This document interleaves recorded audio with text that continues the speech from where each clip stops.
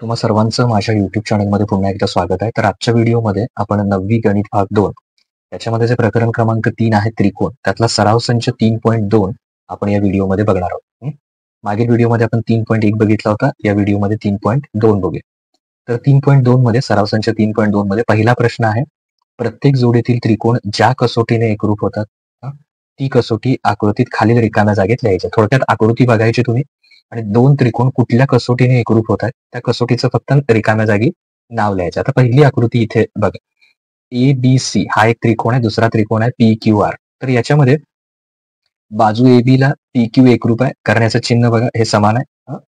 परत इथे बीसी ला एकरूप कोण आहे क्यू आर आणि एसी ला एकरूप कोण आहे पी आर. म्हणजे इकडच्या तीन बाजूला ह्या संगत तीन बाजू काय आहेत एकरूप आहे. म्हणजे इथं कुठली कसोटी वापरणार आपण, बाजू बाजू आणि बाजू बा बा बा कसोटी. म्हणजे इथल्या रिकाम्या जागी काय येणार, कुठल्या कसोटीने बा बा बा कसोटीने ते दोन त्रिकोण काय येणार एकरूप येणार. त्याच्यानंतर दुसरी आकृती बघा इथे जी तुमच्या समोर दिसते, एक्स वाय झेड हा पहिला त्रिकोण आणि दुसरा त्रिकोण आहे एल एम एन. याच्यामध्ये जर आपण बघितलं पहिली बाजू आहे एक्स वाय, तशी इकडं बाजू कुठली आहे L N sorry L M. X Y ला एकरूप कोण एल एम, वाय झेड ला एकरूप कोण एम एन आणि त्या दोन बाजूंच्या मधला कोण कुठला कोण वाय, तसं इथं मधला कोण कोण आहे एम.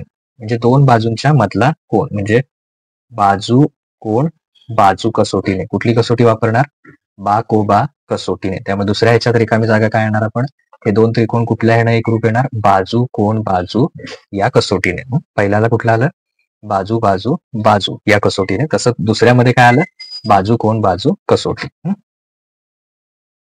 आता तिसऱ्या उदाहरणामध्ये जर आपण बघितलं, तिसऱ्या उदाहरणामध्ये काय येणार, हा पहिला त्रिकोण दिलेला आहे पी क्यू आर आणि दुसरा त्रिकोण आहे एस टी यू.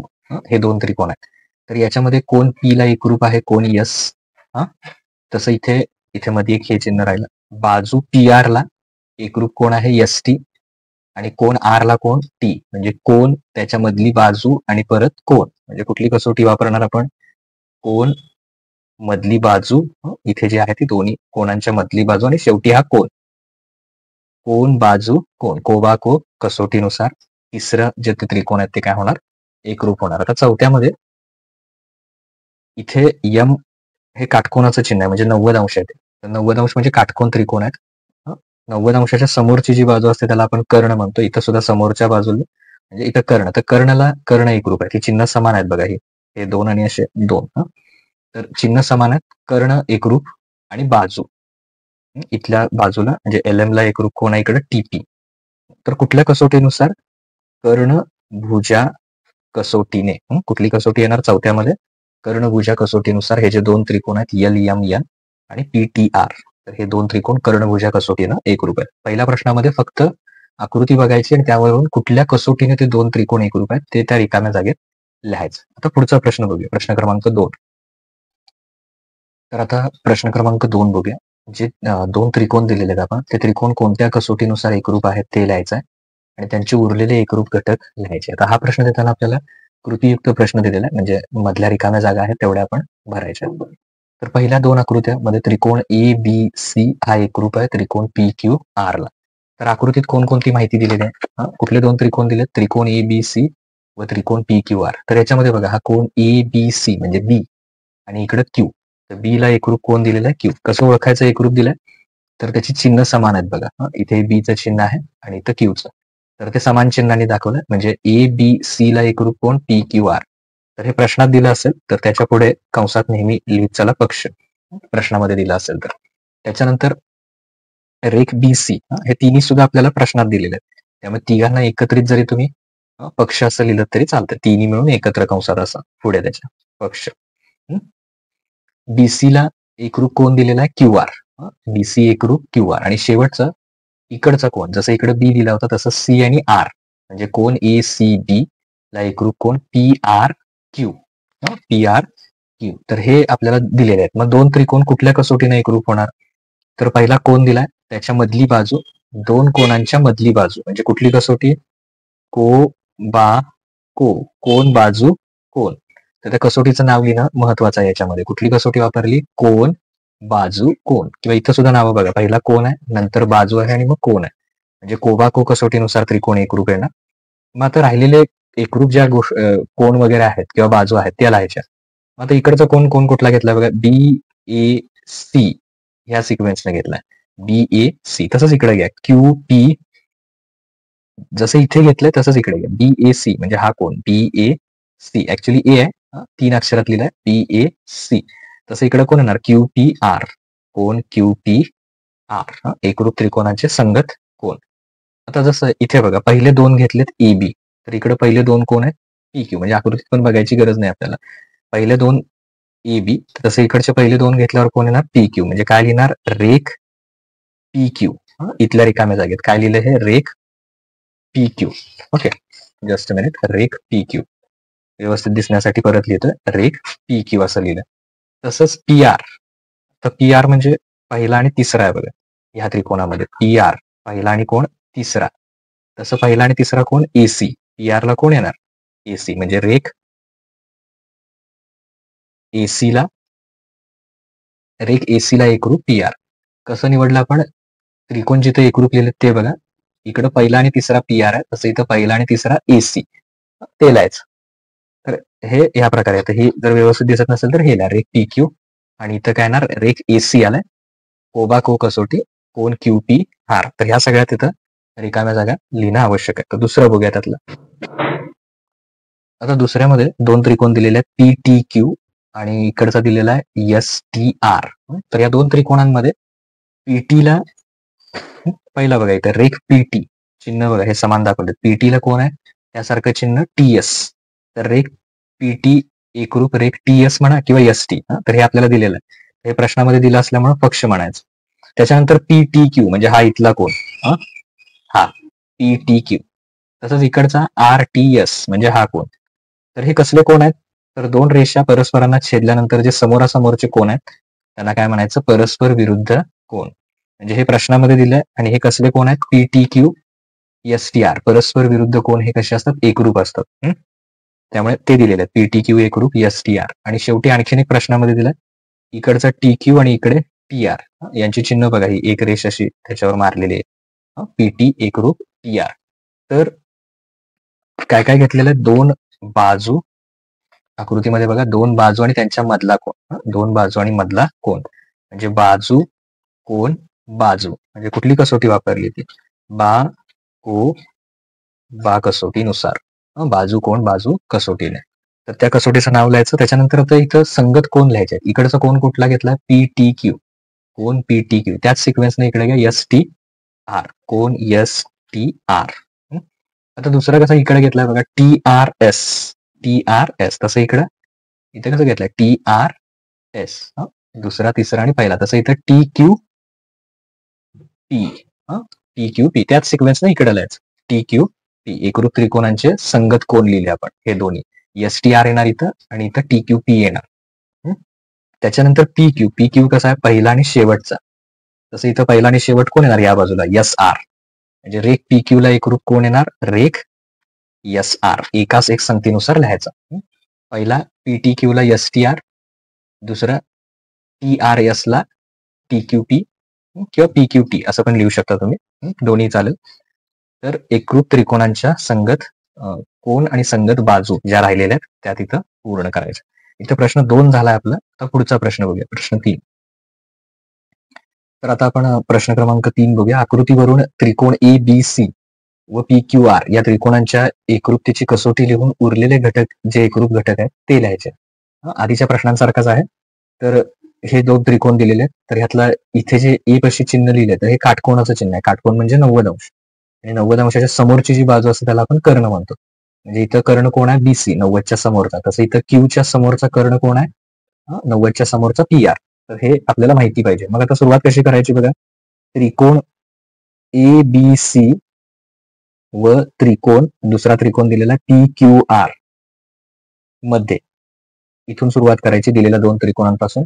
आता या 2 त्रिकोणांमध्ये बघितलं तर कोण A बरोबर कोण Q बरोबर 90 अंश हे लिहिणं गरजेचं आहे. कारण का जर का तुम्हाला कर्णभुजा कसोटी दाखवायची असेल तर तो कशामध्ये वापरतो कर्णभुजा आपण काटकोणामध्ये. त्यामुळे हे A आणि Q 90 अंश आहेत हे पहिल्यांदा सांगायचं. आता बघा याच्यामध्ये कर्ण BC किंवा रेख सुद्धा वापरू शकता तुम्ही. 90 अंशाच्या समोरचा कर्ण आहे, त्यामुळे कर्ण BC लिहूया.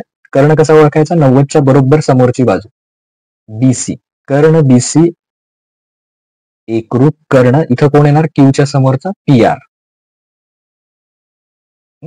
आता दुसरा रेख. रेख म्हणा किंवा बाजू दोन्ही चालेल. रेख AB, कारण यांची चिन्ह समान दिलेली आहेत बघा. इथे हे दोन चिन्ह समान दिलेत. BC ला हे दोन चिन्ह समान दिलं, त्यामुळे आपण कर्ण BC ला एकरूप कोण घेतला? PR, कारण त्यांची चिन्ह समान आहेत. तसं इथे एकच डॅश दिलेला आहे. AB ला कोण? PQ. तर रेख AB, रेख AB ला कोण येणार? रेख AB ला एकरूप कोण येणार इकडं? PQ. रेख PQ. रेख AB ला एकरूप रेख PQ. हे लिहिल्यानंतर आपण कर्ण आणि एक भुजा बाजू हे आपण घेतलं, त्यामुळे हे दोन त्रिकोण, पहिला त्रिकोण ABC त्याला एकरूप असणार आहे दुसरा त्रिकोण. आता हे लिहिताना थोडंसं तुम्हाला काळजीपूर्वक लिहायला पाहिजे, कारण याच्यामध्ये ABC, तर इथे बघा A 90 अंश आहे, Q 90 अंश आहे. म्हणजे पहिल्यांदा जर इथं A असेल तर 90 अंश असणारा दुसरा कोण आहे? Q. तर त्यामुळे सुरुवात करताना दुसऱ्या त्रिकोणाचं नाव लिहिताना A ला संगत कोण येणार? Q येणार. एकाच एक संगतीनुसार लिहायचं लिहिताना. त्यामुळे इथं पहिला A असेल तर Q, म्हणजे इथं A असेल तर सुरुवात कुठली करणार? Q. आता पहिल्या दोन बाजू कुठल्या आहेत बघा? AB. AB ला एकरूप कोण आहे? PQ. त्यातला Q आहे. AB ला एकरूप कोण आहे? PQ, कारण इथं पहिले दोघं AB आहेत. इकडे कोण पाहिजे? PQ. त्यातला Q आहे पहिल्यांदा, म्हणजे राहिला कोण? P. QP राहिलेला कोण असणार आहे? R. याला म्हणायचं एकाच एक संगतीनुसार लिहिणं. आणि मग त्या कसोटीचं नाव लिहायचं कर्णभुजा कसोटीनुसार. कुठली कसोटी वापरली आपण? कर्णभुजा कसोटी. आता राहिलेले संगत बाजू, कुठल्या संगत बाजू राहिल्या तर तुम्हाला आकृती सुद्धा बघायची गरज नाही. आपण BC आणि AB घेतलं, समजा इकडचा AC घेतला, बाजू असं लिहूया, किंवा रेख सुद्धा म्हटलं तरी चालेल. इकडचं जर बाजू AC घेतली तर इकडं एकरूप पहिला आणि शेवटचा घेतला AC, तसं इथं पहिला आणि शेवटचा कोण येणार? QR. बाजू QR. म्हणजे याला एकाच एक संगतीनुसार लिहिलं की तुम्हाला इथल्या इथं लिहायला येतं. कसं लिहिलं मी? AC, कारण बाकीच्या बाजू झालेल्या आहेत, फक्त आता कुठली राहिली? AC. तसं इकडं कोण येणार? QR, पहिला आणि तिसरा.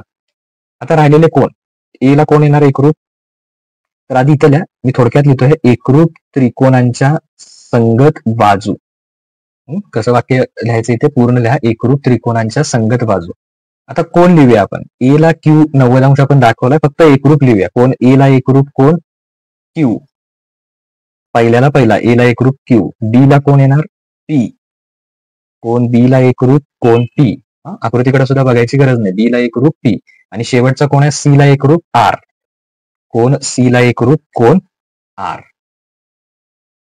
कोण C ला एकरूप कोण येणार? R. तर त्याला काय म्हणणार आपण?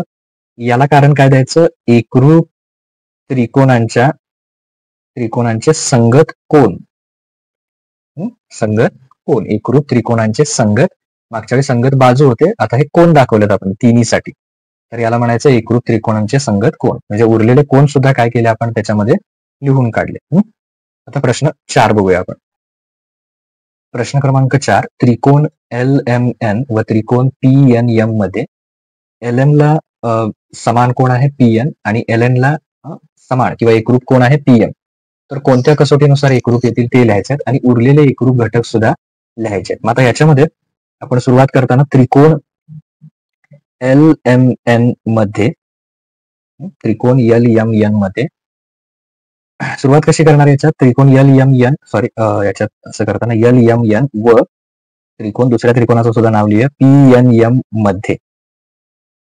कुठले कुठले त्रिकोण घ्यायचे? LMN व त्रिकोण PNM मध्ये. तर हे दोन त्रिकोण आपल्याला एकरूप दाखवायचे. मग काय काय दिलंय बघा त्याच्यात. तर LM ला एकरूप कोण आहे? PN. समान म्हणजेच एकरूप म्हणतो त्याला आपण. LM एकरूप PN. हवं तर शब्द लावा, रेख. LM एकरूप रेख PN, असं लिहा. दुसरं रेख LN एकरूप रेख. LN ला कोण दिलेला आहे? PM. इथं चिन्हाने पण दिलेलं आहे बघा. LM ला एकरूप PN, आणि दुसरं LN ला एकरूप PM. हे दोन्ही प्रश्नामध्ये आणि आकृतीमध्ये दिलेलं आहे, त्यामुळे याला पक्ष म्हणायचं. कधी कधी नुसतं आकृतीमध्ये देतात किंवा नुसतं प्रश्नामध्ये देतात, तर बघायचं त्याच्यामध्ये व्यवस्थित. आता दोन बाजू झाल्या. आता त्रिकोण कुठले आहेत बघा, एल एम एन, याच्यामध्ये ही बाजू एम एन आहे खाली, त्या त्रिकोणाचा पाया आहे तो एम एन. तसंच दुसरा त्रिकोण बघा पी पी एन एम, याच्यामध्ये सुद्धा पाया कुठला आहे, एम एन. म्हणजे दोघांमध्ये सामायिक बाजू कुठली आहे, एम एन आहे. तर रेख एम एन किंवा बाजू एम एन सुद्धा म्हणू शकता. रेख एम एन एकरूप रेख एम एन. बघा काय म्हटलं आपण, रेख एम एन पहिल्या त्रिकोणामध्ये आणि दुसऱ्या त्रिकोणामध्ये सुद्धा रेख एम एन. तर दोघांमध्ये असल्यामुळे काय म्हणायचं, सामायिक सामायिक भुजा किंवा सामायिक बाजू दोघांमध्ये आहे म्हणून. मग हे दोन त्रिकोण काय झाले, त्रिकोण एल एम एन एकरूप आहे त्रिकोण. आता बघा एल एम ला कोण येणार, पी एन, त्यामुळे पी एन एम. फक्त एकदा चेक करून बघा त्याप्रमाणे येते की नाही. एल एम ला पी एन म्हणजे पहिले दोन एल एम, इथं पहिले दोन पी एन. एल एन ला P N, P M sorry, L M ला पी एम, एल एन पहिला आणि तिसरा, पी एम पहिला आणि तिसरा पी एम, बरोबर आहे. आणि दोघांमध्ये सामायिक असणारा एम एन, शेवटी एम एन आणि इथं पण एन एम किंवा एम एन, दोन्ही चालू शकतं. त्यामुळे आपण एकाच एक संगती व्यवस्थित लिहिलेली आहे किंवा प्रश्नामध्ये आपल्याला ऑलरेडी व्यवस्थित दिलेले, तर फक्त चेक करायची ती आहे की नाही ते. मग कुठल्या कसोटीनुसार, बाजू बाजू आणि बाजू याच्यात कोण घेतलेलंच नाही आपण, त्यामुळे बा बा बा कसोटी नुसार. आता उरलेले एकरूप कोण आहे ते इथं लिहायचे. उरलेले कोण, आता बघा पहिला कोण आपण कुठला घेऊया, यल. मग यल सुरुवात कशी करायची, यम पासून करायची. यम यल यन एकरूप. 3 अक्षरात का लिहायचे, कारण यम यन ते इथले कोण स्पष्ट होत नाहीत. यम म्हणजे हा अर्धा भाग की पूर्ण यल यम यन, त्यामुळे 3 अक्षरात कोणाचं नाव लिहायचं. तर आकृतीकडे तुम्हाला बघायची पण गरज लागणार नाही. समजा तुम्हाला यलचं नाव लिहायचं, यल मध्ये ठेवायचं, मग सुरुवात यम पासून करा किंवा एन पासून. तसं इकडे कोण येणार, इथं सुरुवात कशापासून करणार, N P M, N P M ही पहिली झाली. आता मला यमचं नाव लिहायचं तर यल एम एन असं म्हणा, यल एम एन. तिकडे पण त्याच सिक्वेन्सनं लिहायचं, कुठल्या, P N M, P N M एकरूप. आता शेवटचं मला एन लिहायचं आहे, तर यम एन यल, दुसरा तिसरा आणि पहिला म्हणजे यम एन यल एकरूप. तसं इथं कोण येणार, दुसरा कोण आहे, N M P, N M P, एकाच एक संगतीनुसार. मग कुठली कसोटी लिहिणार आपण, कुठल्या कसोटीनुसार लिहिणार, तर सॉरी कसोटी नव्हे, काय लिहिणार याचं कारण, एकरूप त्रिकोणांचे संगत कोण. कसले आहेत ते, एकरूप त्रिकोणांचे संगत कोण, याचा वापर करायचा, एकरूप त्रिकोणांचे संगत कोण. आणि मग त्याप्रमाणे आपण काय करायचं, लिहायचं ते. ओके, एकरूप त्रिकोणांचे संगत कोण, या तिघांसाठी. कारण बाजू आपण ऑलरेडी लिहिलेले आहेत, तर कोणाला कोण 1 अक्षरात लिहिण्याऐवजी 3 अक्षरात लिहा, कारण इथे आकृतीमध्ये अर्धा भाग पण येतो, त्यामुळे लिहिताना 3 अक्षरे लिहिणं योग्य ठरेल. चौथा झाला आपला प्रश्न. तर पुढचा बघूया, 5वा. पुढील जो प्रश्न आहे तो आहे प्रश्न क्रमांक 5. आकृतीमध्ये रेख एबी एकरूप रेख बीसी, एबी ला एकरूप कोण दिलेला आहे, बीसी दिलेला, आणि दुसरं रेख एडी एकरूप रेख सीडी. तर काय सिद्ध करायचं, हे दोन त्रिकोण म्हणजे कुठले कुठले, ए बी डी एकरूप सीबीडी. तर बघा कुठल्या कसोटीने एकरूप येतात. सुरुवात करताना जे दोन त्रिकोण एकरूप दाखवायचे तिथून सुरुवात करायची. म्हणजे कुठले त्रिकोण, त्रिकोण ए बी डी व त्रिकोण सीबीडी मध्ये. कुठले कुठले दोन त्रिकोण घेतले, ए बी डी व सीबीडी मध्ये. या दोन त्रिकोणांचा जर आपण विचार केला तर याच्यामध्ये जी दिलेली माहिती आहे ती आधी घेऊया प्रश्नामध्ये. रेख ए बी एकरूप रेख बीसी, एकतर इथे प्रश्नामध्ये दिले आणि आकृतीत समान चिन्ह दिलेले, तर दोन असे त्याच्यावर छोट्या रेषा मारल्यात. म्हणजे एबी ला कोण एकरूप आहे, बीसी. तसंच एक रेषा मारलेलं कोण आहे, एडी आणि डीसी. तर रेख ए डी एकरूप, सॉरी रेख एडी एकरूप रेख इकडचा कोण आहे प्रश्नामध्ये दिलेला, सीडी. तर ही दोन्ही माहिती प्रश्नामध्ये दिलेली आहे. आणि जसं की मी मागच्या उदाहरणांपासून सांगतो, जर प्रश्नामध्ये माहिती दिली असेल तर त्याला काय म्हणायचं, पक्ष म्हणायचं. तर हे पक्ष लिहिल्यानंतर पुढे दोन बाजू तरी दाखवल्या. आता एकतर आपण दोन्हींच्या मधला कोण दाखवू शकतो किंवा आणखीन एक बाजू, म्हणजे तिन्ही पण बाजू बाजू बाजू ही कसोटी होऊ शकते. तर तिसरी बाजू कुठली येणार या दोन त्रिकोणांमध्ये, तर बघा पहिला त्रिकोण आहे ए बी डी, तर त्याच्यामध्ये कुठली बाजू आहे, तर ही बीडी ही बाजू आहे त्याच्यामध्ये. आणि दुसरा जो त्रिकोण आहे सीबीडी, सीबीडी त्याच्यामध्ये सुद्धा तीच बाजू आहे. तर दोघांमध्ये ही जी बाजू आहे ती काय आहे, सामायिक आहे.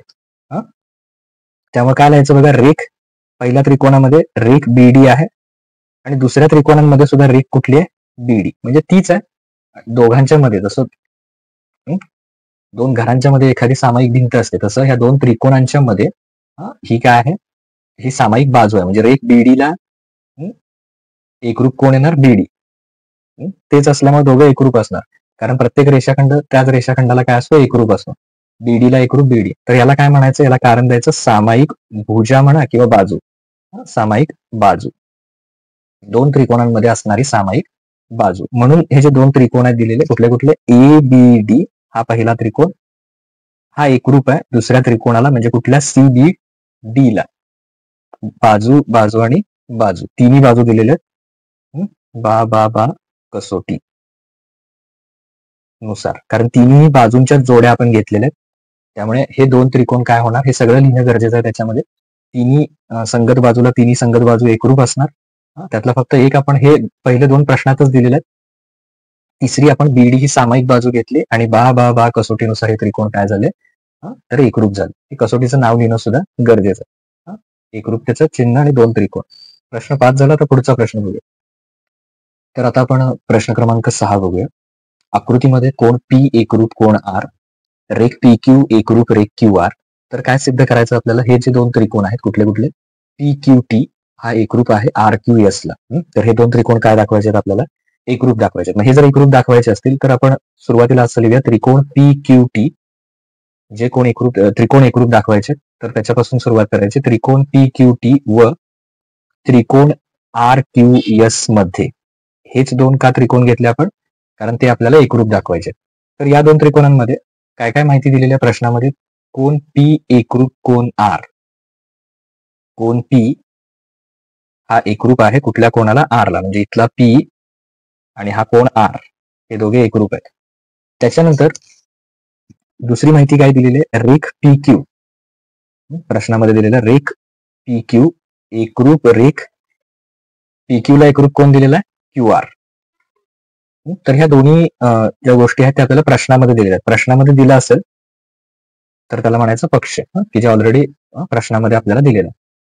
कुठला कुठला घेतला, पी क्यू ला क्यू आर. इकडचा पी क्यू आणि इकडं क्यू आर. आता ह्या दोन नंतर आपल्याला तिसरं आपल्याला शोधावं लागणार आहे. कोण आणि बाजू दिले, तर कोण बाजू कोण, को बा को ही कसोटी होऊ शकते. मग त्यासाठी कुठला कोण शोधायचा, तर बघा पहिला त्रिकोण आहे पी क्यू टी, त्याच्यामध्ये कुठला कोण आहे, क्यू आहे.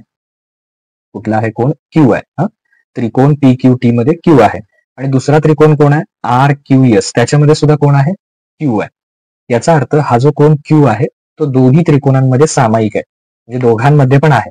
म्हणून कसं लिहायचं हे लिहिताना, तर लिहिताना असं लिहा, तो कोण तुम्ही नुसतं एका अक्षरात क्यू ला एकरूप क्यू सामायिक असंही लिहू शकता किंवा 3 अक्षरातही लिहू शकता. तर दोन्हीमध्ये आहे त्यामुळे आपण तोच घेऊया, कोण क्यू एकरूप कोण क्यू, किंवा 3 अक्षरात सुद्धा लिहिला तरी चालेल. पहिल्या त्रिकोणामध्ये पी क्यू टी, वरती इथं क्यू आहे पी क्यू टी, आणि दुसऱ्या त्रिकोणामध्ये हवं तर काय लिहा, आर क्यू एस किंवा एस क्यू आर असं सुद्धा चालेल. किंवा मी एका अक्षरात वापरले, कोण क्यू ला एकरूप कोण क्यू.